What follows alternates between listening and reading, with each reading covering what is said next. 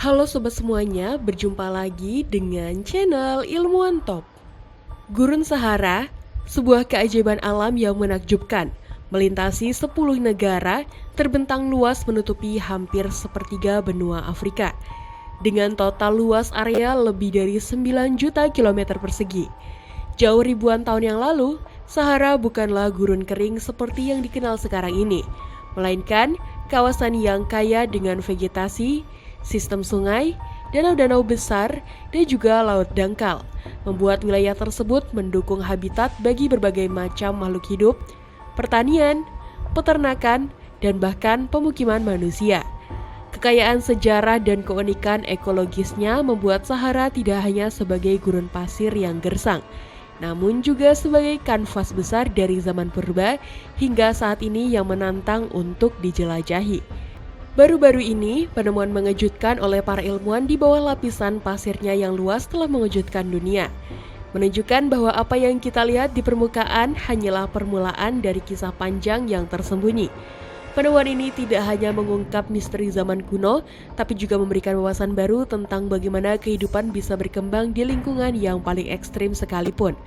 Pada kesempatan kali ini, channel Ilmuwan Top akan membahas untuk kalian 12 penemuan tak disangka di balik gurun Sahara yang membuat arkeolog dari seluruh dunia sulit untuk mempercayainya. Tapi sebelum masuk ke inti video, kita ingetin kalian jangan lupa like dan subscribe agar kalian gak ketinggalan info-info menarik lainnya. Sahara dulunya adalah kawasan yang dipenuhi perairan luas dan kehidupan laut yang kaya. Pada masa prasejarah, Sahara bukanlah gurun pasir yang kita lihat sekarang ini. Berdasarkan fungsi geologis dan fosil yang ditemukan, wilayah ini merupakan kawasan yang sangat berbeda, dipenuhi oleh danau-danau besar, sistem sungai, dan juga laut dangkal. Kekayaan kehidupan laut yang ada saat itu mencerminkan ekosistem yang sangat beragam, dengan berbagai spesies ikan, reptil laut, dan organisme lainnya. Perubahan iklim secara besar-besaran yang kemudian terjadi berulang kali selama jutaan tahun, akhirnya mengubah pemandangan dari kawasan yang kaya air dan kehijauan kehidupan menjadi gurun kering yang kita kenal hari ini. Pada periode yang dikenal sebagai masa Kretaceous yang terjadi sekitar 145 hingga 66 juta tahun yang lalu, kawasan Sahara didominasi oleh lautan dangkal, dihiasi dengan ekosistem sungai dan danau yang ramai, serta kehidupan laut yang beragam. Eksistensi ekosistem ini membuka jalan bagi berbagai spesies makhluk laut raksasa seperti dinosaurus untuk berkembang dan mendominasi ekosistem tersebut. Salah satu dinosaurus yang pernah hidup di wilayah ini adalah Spinosaurus. Spinosaurus adalah salah satu dinosaurus pemangsa terbesar yang pernah hidup dan mampu beradaptasi dengan kehidupan di air di gurun Sahara. Spinosaurus yang berarti kadal berduri diperkirakan memiliki panjang hingga 18 meter, menjadikannya salah satu predator paling dominan di habitatnya. Bentuk tubuhnya yang unik dengan sirip punggung yang khas menunjukkan adaptasinya untuk berenang, menangkap ikan, dan berburu di dalam air. Sauropoda, kelompok dinosaurus berleher panjang dan ekor panjang juga pernah hidup di Sahara, termasuk Aegyptosaurus dan Paralititan. Tidak hanya dinosaurus, Sahara juga merupakan rumah bagi berbagai spesies laut raksasa lainnya, termasuk ikan purba seperti Onchopristis, seekor ikan raksasa dengan tanduk atau sirip yang tajam, serta Pilosaurus dan Mosasaurus, reptil laut yang menakutkan dengan rahang besar dan gigi yang tajam. Pada era yang sama dengan Spinosaurus ini, juga terdapat buaya raksasa yang hidup dan berkembang. Salah satu contoh terkenal dari buaya prasejarah tersebut adalah Sarcosuchus imperator, yang sering disebut sebagai super crow. Buaya ini merupakan salah satu predator air tawar terbesar yang pernah ada, dengan panjang tubuh diperkirakan mencapai 12 meter atau lebih, dan beratnya mungkin mencapai 8 ton. Ukurannya yang besar ini menjadikannya Sarcosuchus sebagai salah satu reptil air terbesar yang pernah ditemukan. Buaya raksasa ini memiliki rahang yang sangat besar dan kuat, dengan gigi tajam yang memungkinkannya untuk memangsa ikan besar, dinosaurus kecil, dan hewan lainnya yang tinggal di dekat atau di daerah perairan. Lebih kecil namun tidak kalah penting adalah dinosaurus seperti Rebachisaurus dan Jobaria. herbivora yang memberikan gambaran tentang keragaman ekologis dan adaptasi berbagai spesies dinosaurus di Sahara. Green Sahara. Memasuki era selanjutnya, Sahara mulai berubah menjadi lingkungan yang lebih basah, membuatnya menjadi wilayah hijau dan subur. Periode ini ditandai dengan transisi dari kondisi danau-danau besar dan laut dangkal masa prasejarah ke sebuah lingkungan yang jauh lebih lembab dengan vegetasi yang sangat subur, membuat wilayah tersebut mendukung untuk pertanian, peternakan, dan pemukiman manusia. Periode ini terjadi sekitar 11.000 hingga 5.000 tahun yang lalu. Periode tersebut disebut dengan Sahara Hijau atau Green Sahara. Pada masa ini, Gurun Sahara mendapat banyak hujan. Berbeda sekali dengan keadaannya sekarang. Hal ini terjadi karena posisi bumi dan jalurnya mengelilingi matahari berubah, membuat musim hujan datang lebih banyak dan mengubah gurun menjadi taman yang luas. Tanaman yang lebat dan air yang banyak bukan hanya membuat tempat itu indah, tapi juga mengubahnya menjadi rumah bagi banyak hewan dan tempat yang baik untuk manusia hidup. Danau-danau besar dan sungai yang luas. Curah hujan yang tinggi dan kondisi iklim yang lembab selama periode Sahara Hijau memungkinkan terbentuknya danau-danau besar dan sistem sungai yang luas di kawasan ini. Salah satu danau kuno terbesar di Sahara adalah Danau Megachat. Di masa puncaknya sekitar 6.000 hingga 9.000 tahun yang lalu, Danau Megachat adalah salah satu danau terbesar di dunia dengan luas sekitar 360.000 km. Hampir sebesar Laut Kaspia hari ini. Danau ini berada di wilayah yang sekarang dikenal sebagai Chad, Niger, Nigeria, dan Kamerun. Danau Megachat merupakan sumber kehidupan bagi banyak spesies flora dan fauna, serta pusat bagi komunitas manusia yang tinggal di sekitarnya. Manusia dan hewan besar seperti ikan, buaya, dan hipotamus berkembang di wilayah tersebut, menandakan bahwa Sahara kala itu adalah lingkungan yang subur dan kaya akan sumber daya alam. Selain Danau Megachat, terdapat juga danau-danau besar lain di Sahara seperti Danau Chad, sisa dari Danau Megachat, Danau Vezzen di Libya, dan Danau Taudeni di Mali. Keberadaan danau-danau ini diketahui menjadi bukti geologis, fosil, serta rekaman sejarah dan prasejarah yang menunjukkan adanya perubahan lingkungan yang signifikan di Sahara. Peradaban yang hilang di Gurun Sahara. Dengan berubahnya lingkungan menjadi lebih ramah, sumber daya seperti air, tanaman, dan hewan menjadi lebih melimpah. Sumber daya ini kemudian menarik kelompok-kelompok manusia masa itu yang mencari sumber makanan dan air baru. Mereka mulai bermigrasi mengikuti pola migrasi hewan yang mereka buru dan area di mana tanaman yang mereka kumpulkan tumbuh. Seiring waktu, beberapa kelompok ini mulai mengembangkan praktik pertanian dan peternakan, domestikasi hewan seperti domba, kambing, dan sapi. Situasi ini memungkinkan mereka untuk menetap di Sahara tempat lebih lama, mendirikan pemukiman permanen atau semi-permanen. Pertumbuhan komunitas di Sahara menciptakan jaringan perdagangan dan komunikasi.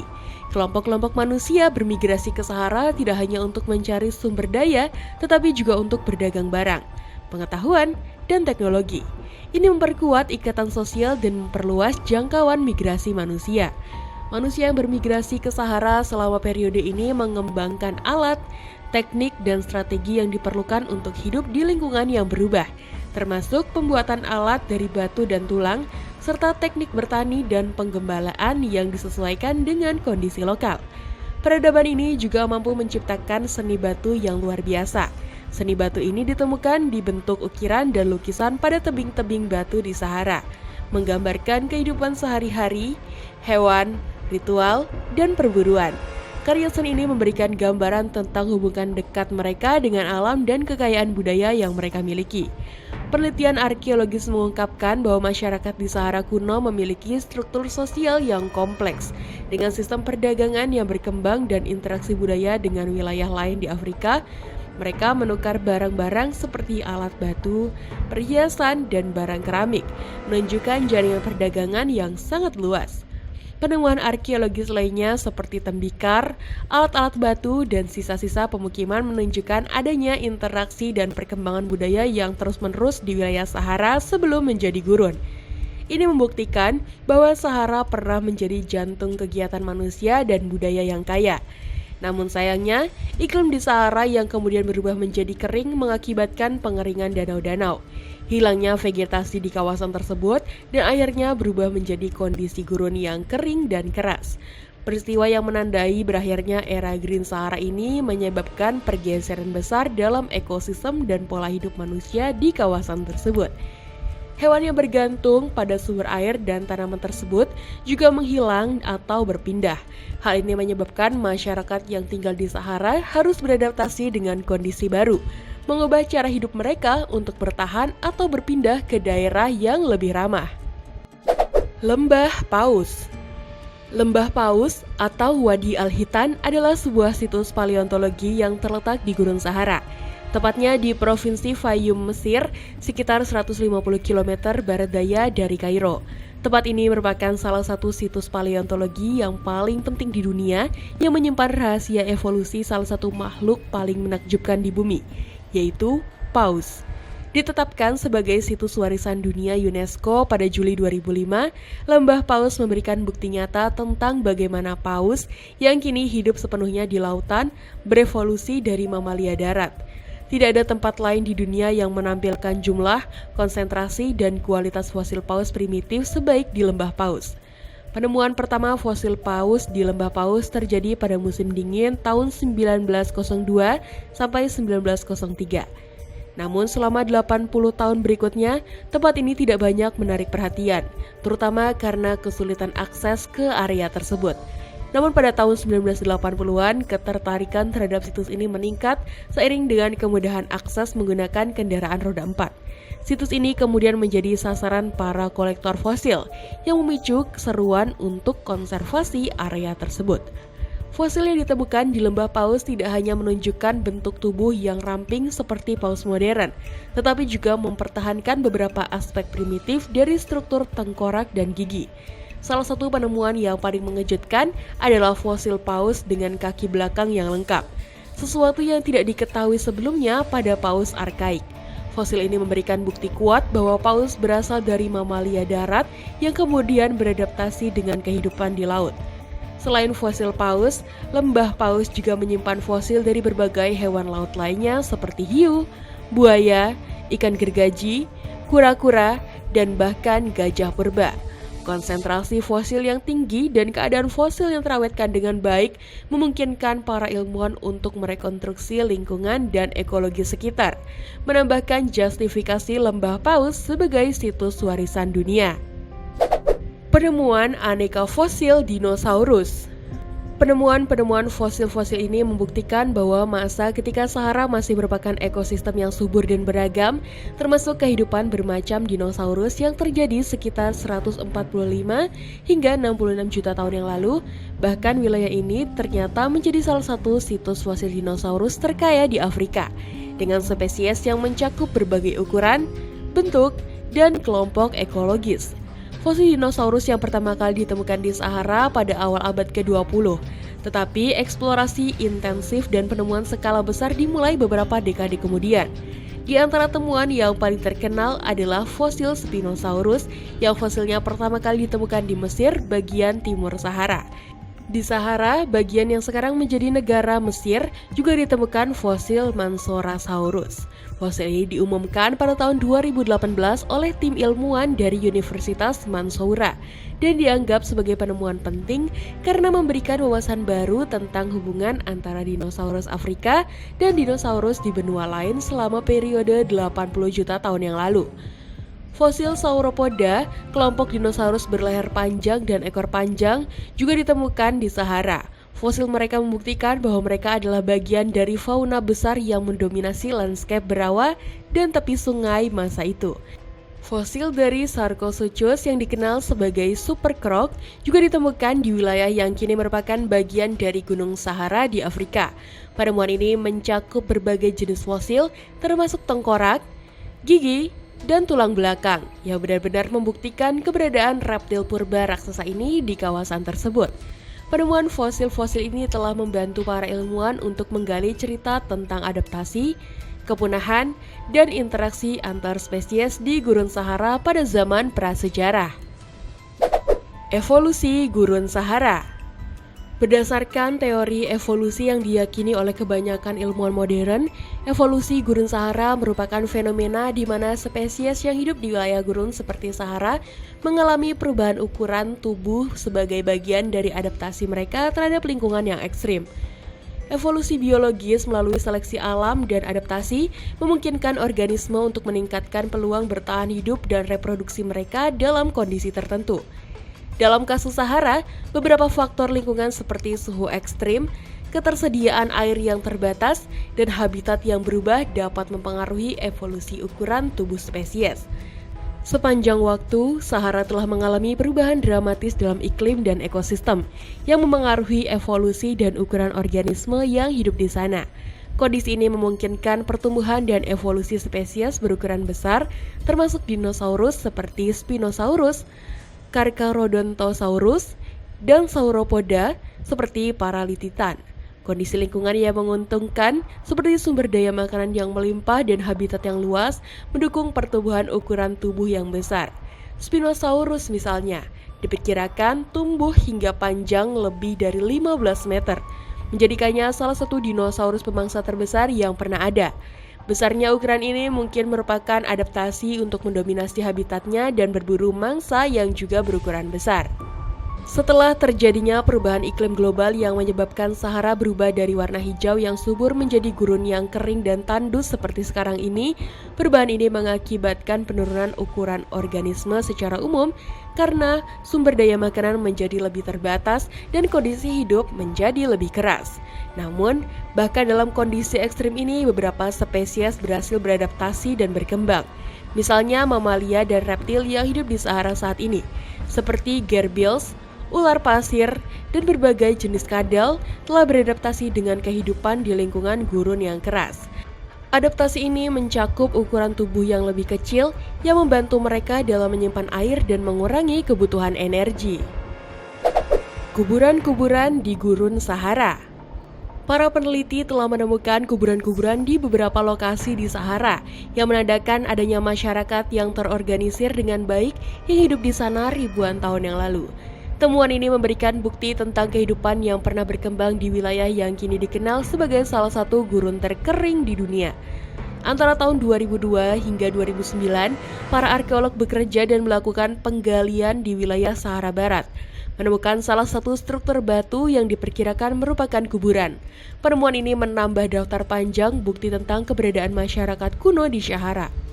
Sebagai contoh, di salah satu situs yang digali para peneliti sempat menemukan kuburan manusia berusia 1.500 tahun, menunjukkan bahwa wilayah tersebut pernah dihuni oleh masyarakat yang memiliki praktik pemakaman tertentu. Selain itu, penemuan struktur batu misterius di Sahara Barat yang muncul dalam berbagai ukuran dan bentuk. Meskipun belum diketahui pasti kapan semua struktur itu dibangun, juga menunjukkan adanya aktivitas manusia yang terorganisir. Penemuan kuburan manusia terbesar di Sahara selama satu perjalanan penelitian semakin menguatkan bukti tentang keberadaan masyarakat kuno yang terorganisir dengan baik di wilayah tersebut. Pasir yang bernyanyi.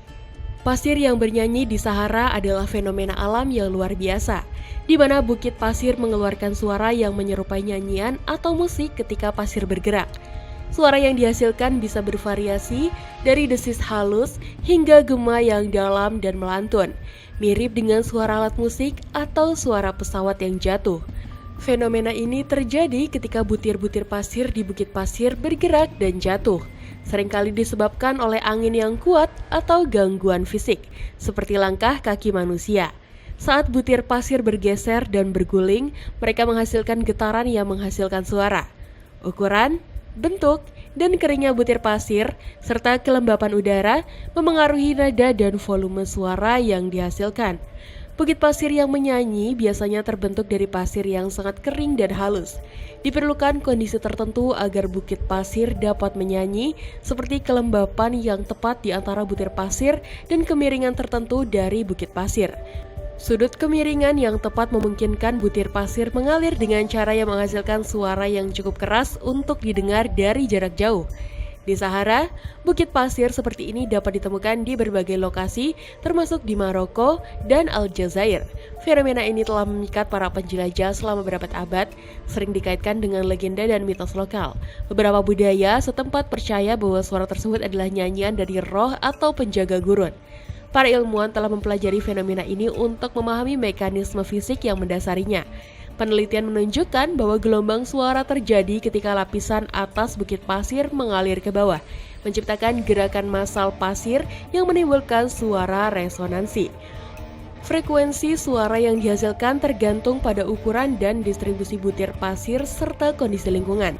Meski begitu, pasir yang bernyanyi di Sahara tetap menjadi salah satu misteri alam yang paling memikat dan menjadi subjek penelitian lanjutan. Para ilmuwan terus mempelajari bagaimana berbagai faktor lingkungan dan karakteristik pasir bekerja bersama untuk menciptakan musik alami yang indah ini.